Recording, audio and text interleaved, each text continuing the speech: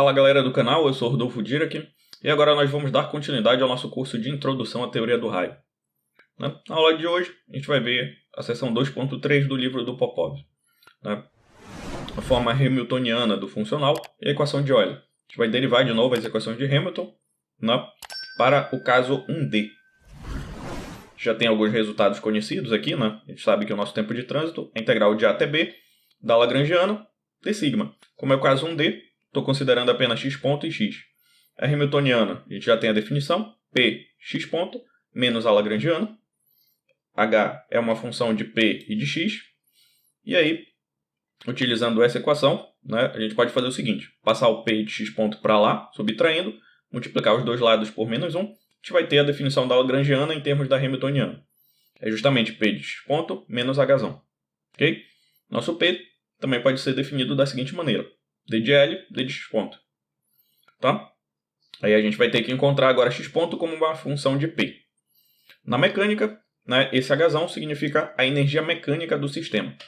Então a gente já tem uma informação importante aqui. Tá? Vamos lá, vamos pegar esse nosso t e substituir as definições. T, essa integral de A até B, da lagrangiana de sigma. A lagrangiana em termos da hamiltoniana, a gente pode substituir aqui. Então vai ser a integral entre A e B de p x ponto menos h de sigma. Tá? Nosso h é a função de p e x. Aqui eu observo que meu x ponto é justamente dx de sigma. Então cortando com d sigma daqui de fora, eu posso colocar essa integral nessa outra forma aqui. Integral entre A e B de p dx menos h de sigma. Ok? Vamos considerar a primeira variação de t, justamente para a gente expandir em série de Taylor e depois obter as equações de Hamilton. A gente vai ver que é muito mais simples fazer dessa forma. Aqui eu tenho que meu x para a primeira variação vai ser x mais ΔX, meu p vai ser p mais ΔP. Okay? Então eu vou expandir em série de Taylor em torno de ΔX e ΔP. Justamente a minha função lagrangiana.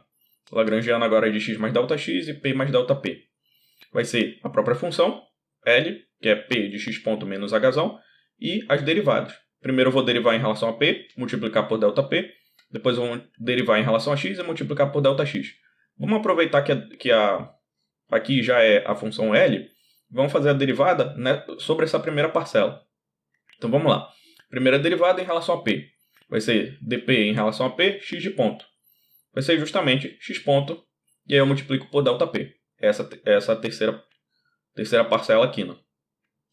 Depois eu vou pegar a segunda, vou conservar a primeira, p, e pegar a segunda e derivar em relação a p. Vai ser d de x ponto dp, e multiplico tudo por ΔP. E aí faltou somente o h, menos dh dp, ΔP. Está aqui a nossa derivada em relação a p vezes ΔP. Agora vamos fazer a primeira derivada em relação a x e multiplicar por ΔX. Então, eu vou pegar a primeira, dp dx, conservo o x ponto, que é a segunda, vezes ΔX. Mais a primeira, que é p, vezes a segunda, d de x dx, vezes ΔX. Ok? E menos dh dx ΔX. Ok? dh dx ΔX. Agora vamos reorganizar esses termos e a gente vai perceber que algumas derivadas aqui vão sumir. Então p de x ponto menos h eu ponho aqui para baixo. X ponto ΔP também. E eu percebo o seguinte, aqui é p vezes delta de x ponto. Como é que eu faço essa observação? Eu observo que d de x ponto, d de p, ΔP é justamente delta de x ponto. Como? Eu observo o seguinte, derivada de x ponto em relação a p é justamente delta de x ponto, ΔP. Se eu passar o ΔP multiplicando, eu vou ficar com a definição para delta de x ponto, que é justamente d de x ponto, dp, ΔP, que é o que está aqui. Então esse termo aqui é delta de x ponto. Então isso aqui vai ficar p vezes delta de x ponto, menos dhdp, ΔP, que é o que está aqui. Essa derivada aqui vai sumir, dp dx, p não deriva em relação a x. E essa segunda derivada aqui vai sumir também. O meu x ponto não deriva em relação a x. X ponto é função de p. Então também vai ser igual a zero. Essas duas vão sumir. Vou ficar somente com esse último termo aqui. Menos dh dx, ΔX. Ok? Então está aqui a nossa L em x mais ΔX, p mais ΔP. A gente já vai observar que a gente vai fazer essa diferença entre essa função L com a função L em x e p, né, para obter justamente ΔT. Vamos lá. Essa diferença, né, L avaliado em x mais ΔX, P mais ΔP, que a gente acabou de encontrar, menos L de x e P, é justamente eliminar aquela primeira parcela. Essa primeira parcela, P de x ponto menos H, que é justamente L. E aí vai sobrar o resto aqui. Ok? É justamente o que está aqui. Essa diferença eu ponho dentro da integral para o nosso ΔT. Justamente a integral disso que vai nos dar o ΔT. Né? Integral dessa diferença aqui da Lagrangiana, d sigma. E aí eu tenho que a integral entre A e B, de x ponto ΔP mais P delta de x ponto menos dH dP ΔP menos dH dx ΔX em d sigma é o meu ΔT. Então vamos lá. Vou pegar essa segunda parcela. Né? Vou pegar essa segunda parcela e a gente vai fazer a integração por partes dela. Justamente a integral entre A e B de P delta de x ponto d sigma. Vamos relembrar a integração por partes.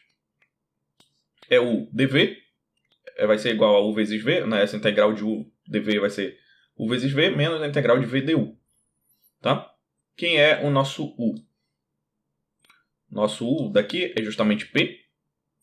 Quem é o nosso dv é delta de x ponto d sigma, que é o que está aqui. Tá?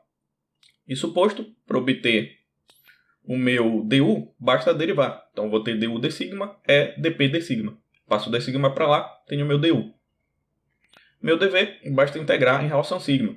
dv d sigma, né? A integral disso em relação a sigma vai me dar v. Né? A integral de delta de x ponto em relação a sigma vai me dar ΔX. Por quê? Porque x ponto é justamente dx d sigma. Esse dx d sigma vai cortar com a integral, vou ficar só com ΔX. Então esse é o meu v. Ok? Então aquela integral entre a e b de p delta de x ponto d sigma é justamente u, que é p, vezes v, que é ΔX, avaliado aqui nos limites entre a e b, menos integral entre a e b de v du. ΔX, dp d sigma, d de sigma. Aí observa o seguinte, que esse dp d sigma eu posso substituir por p ponto. Ok? Uma outra forma uma outra anotação, né, para essa integral. Então vai ficar p delta de x entre a e b, menos a integral entre a e b de p ponto ΔX d sigma. Vou substituir isso aqui na integral lá para ΔT, na segunda parcela. Né? E aí eu vou terminar com ΔT é justamente P ΔX entre A e B, mais integral entre A e B de quem? O que estava lá dentro, x ponto ΔP, menos, né, o que a gente encontrou aqui, né, integrando por partes, P ponto ΔX d sigma, tá? Menos o que já estava lá na definição de ΔT, menos dH dP ΔP, menos dH dx, tudo isso integrando em relação a sigma. Então, né, vamos organizar aqui o que tem dentro do integrando, né? Separando o que está multiplicado por ΔX e o que está multiplicado por ΔP. Então aqui eu vou ter x ponto, que está multiplicado por ΔP, menos dHdP ΔP. Ponho o ΔP em evidência, o que está aqui nesse primeiro parênteses. Tá? Aqui eu tenho menos p ponto dx, menos dHdx ΔX. Os dois estão multiplicando por ΔX, eu ponho o ΔX em evidência, junto com esse menos aqui que está aqui fora. Ser justamente p ponto mais dHdx. E o d sigma continua lá fora. Ok? A gente observa que o nosso ΔX é igual a zero, né? Porque os extremos aqui são fixos. Estou considerando A e B como pontos fixos. Né? Então estou considerando todas as trajetórias entre A e B, mas que passam necessariamente por A e B.